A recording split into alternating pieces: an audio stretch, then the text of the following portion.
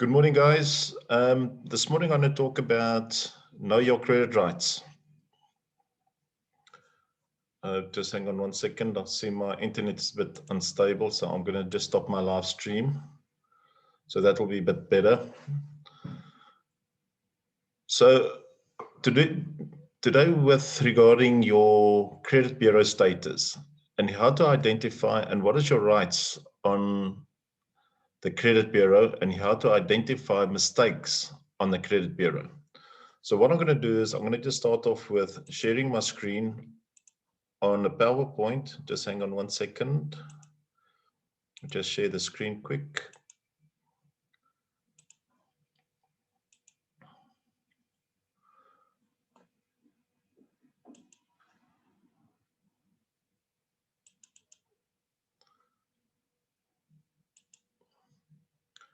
So one of the big things what we've got at the moment is in South Africa, there's about probably 2.4 million active credit consumers, of which, sorry, not 24 million active credit consumers, of which 200,000 has got judgments, nearly 300 has got adverse listings, over 500,000 has got more than 3 months in arrears, and 272 is more 1 or 2 months in arrears. Now, what's important here is we all South Africans are more or less in the same boat because they're sitting with an average of 10 accounts spending 75% of their income on debt. Now, it's an average consumer, not an household. So these are things that we have to look at, is how do we reduce our debt income versus income we're spending. So we must be very careful how we spend our money wisely. So what is a credit bureau? Just want to move. A credit bureau is a company that gathers information from updated each consumer's credit history. The credit bureau creates a record of a consumer's credit information indicating how the consumer manages his or her credit. So what's important about this is when you go and apply for credit, just make sure when you pay your first installment that you pay it before the 5th of every month. So there is a bit of a window period. Some works on 3, some might work on 7. So if you go past the 5 days after the end of the month, that may affect that it shows on your credit score that you missed a payment. MVPay double that 1 month. So a 1 is not too bad on your credit score. So I will explain all of that a bit later on. The Credit Bureau supplies these records to credit providers such as banks, retailers, credit providing companies. Now, I'm going to go back into this a little bit later on to show that most of this information that the Credit Bureaus are passing on is also incorrect. And there's a couple of things that we have to look at when they list you on the Bureau. And I'm going to show you which section of the Act applies to take on these credit bureaus of not following the spirit of the Act. The information indicates to each consumer's payment record. Now, I've also found that the credit providers, a lot of them don't update the credit bureau report because you'll see a lot of them on the reports will show an N, no information received. The credit bureau report also will show to detect fraud, corruption, or theft. Now, a lot of these things, what I've also found, especially with micro lenders, I've seen that they will detect fraud or a person has lost their card. And a lot of times that is done incorrectly by the micro lenders and sometimes by the credit providers. I found it by one of the retailers where a person did not commit fraud, as she was disputing an account and the person loaded this as fraud. And it took us nearly more than 2 years to get the fraud status off her name. And I'm going to show you how to get those statuses off, as the credit bureau is not acting in good faith.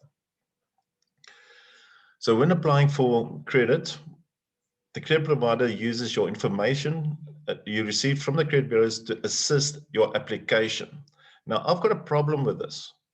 It's because they're pulling records in from the credit bureau, because one of the biggest problems is what I've found is that the information they receive from the credit providers, the debt could be inflated, the debt could prescribe, the debt could have reached in duplum, there could be a dispute with the credit provider due to credit life or overcharging on fees. And they just put this automatically through the system, and your credit score can be affected due to the unlawfulness of the credit providers. The other problem what you've got is you must always check your credit report. And remember, you as a consumer can get one credit report once a year for free. You don't have to pay for your credit report. So you've got ITC, Experian, XDS, and CompuScan. I would suggest to go to all four and get your free credit report. So what's also important, if a bank or retailer does not approve your loan or reject your loan, you have the right to ask them why. If they do not provide you with that information, you can go to the Credit Bureau Ombudsman as well as the NCR and request why they haven't approved your credit. In the National Credit Act, the Act stipulates that the Credit Bureau must be registered with the National Credit Regulator in order to conduct business legally. It sets out the purpose of which a consumer's credit information may be used and the companies to which the Credit Bureau may provide the information. So lots of times you need to find out that the Credit Bureau or the credit provider, do they have the mandate to pull your credit report? Nobody can pull your credit report without a power of attorney. And in a lot of the credit agreements, they stated there that you give them the full power to draw your information. But you also have to double check that people don't use your credit status. I've seen so many people's information been used unlawfully. I've got a friend of mine, he's been battling since 1994 to get his credit bureau status sorted out. Somebody used his information, same ID number, same surname, and this person passed away. Up till today, we are still fighting to get his name sorted out. The Home Affairs has sorted it out, but the credit bureaus wants more information. They're not following the spirit of the National Credit Act. So there is ways and means to resolve these type of matters. What's also important, the credit bureaus must make at all times sure that the information they receive from the credit providers is accurate. The credit bureaus is only working on records what they receive from the credit providers. So the credit bureaus can be held liable of not following the procedures of the National Credit Act. What's also important, it ensures that each consumer has a right to check his record and mistakes are corrected. And the credit bureaus, I can tell you now, they don't follow that spirit of the Act. You have to understand how the system works. So they might sort out the problem, but they're not going to rectify the score. So you can take them on with a National Credit Regulator to rectify your score. I've got a client, husband and wife, married in community of property, same accounts, same time the loan's been taken out. The wife's got a high score and the husband's got a low score. So I don't know how their system works. So how do they work out the accuracy of these reports?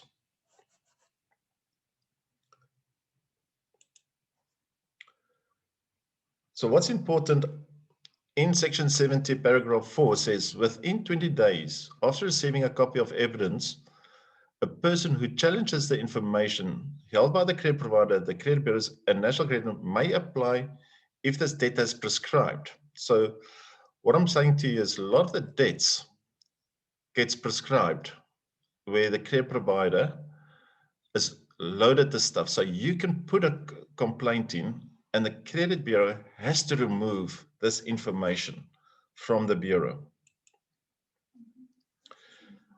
In section 70 as well, it says the credit, and this is in the National Credit Act, section 70, it says the credit bureau must take reasonable steps to verify the accuracy of consumers' information.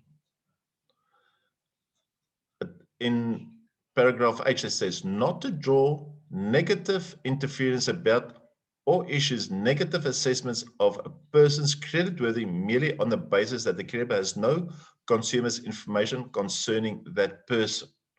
So you see, you've got the rights as a consumer to challenge your report at all times. So don't just sit back and say, oh, why is my credit score low? Take it on, lodge a complaint. They need to give you that information. It says not knowing negligently to provide a report to any person containing inaccurate information. So let's say, for instance, I want to go buy a car and my credit score is low. And the credit bureau says, no, I need to take it up with the credit provider. No, no, no, no. It doesn't work that way. It's got to do with the credit bureau needs to rectify it to give me the right information and make sure that the information they've got on record is correct. So you've got the rights to make sure that the information on your bureau report is 100% accurate.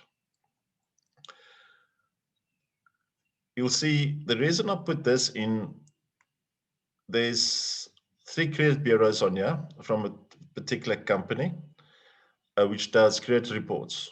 Each one has got a different scoring system, and I'm going to go back into it. So it's quite important to look at your credit score, make sure there's no judgments, make sure that the judgments was done lawfully. If you're an admin, just make sure if the admin is on there, which will say as a notice. And sometimes on the debt review, a lot of people don't even know they're under debt review or have got judgments, because sometimes that judgment is incorrect. So that's why it's very important to pull your credit report yearly to make sure that the information that's on there is correct. So when you pull your credit report, you'll see your name, surname, your marital status, and your payment history. So when you look at your bureau report, and you'll see there's a 0, a 1, a 2, a 4, which means if there's a 0, means your account is up to date. And sometimes on judgments and defaults, it will show that you're 1 month in arrears. So if you look at this chart and it shows month 2 that you 1 month in arrears or 2 months in arrears. So these are things that you can look at, and you need to verify these payment history amounts or the scorecard and look at it according to your statements. Because I've picked up lots of times you will pay into an account every month, maybe as a cash payment, but the credit bureaus has not received the correct information from the credit providers, and the credit provider would probably put up that you in arrears for 3 or 4 or 5 months. Meantime, your payments is up to date, but the credit bureaus has never updated their records. Your credit score plays a role in the lender's decision to offer you credit. The factors considering the credit score includes a repayment history, the type of the loan, the length of the loan, and the system works as follows. If you've got a poor score, as from bottom, 300 to 570 or 580, let's call it, and fair is between 580 and 669.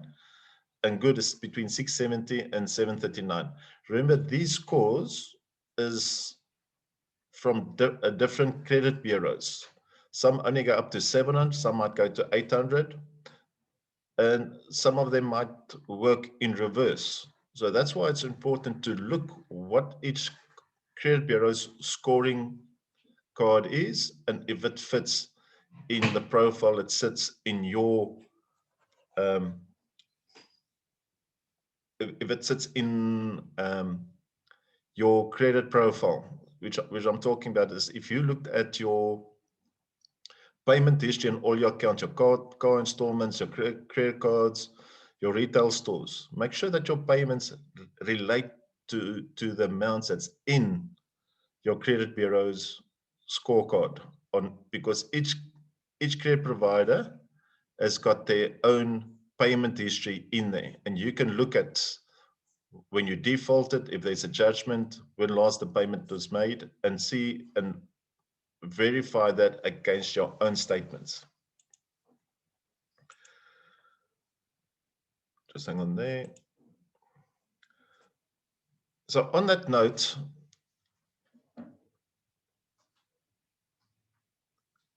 guys, did you hear me? Sorry, I can see you didn't hear me.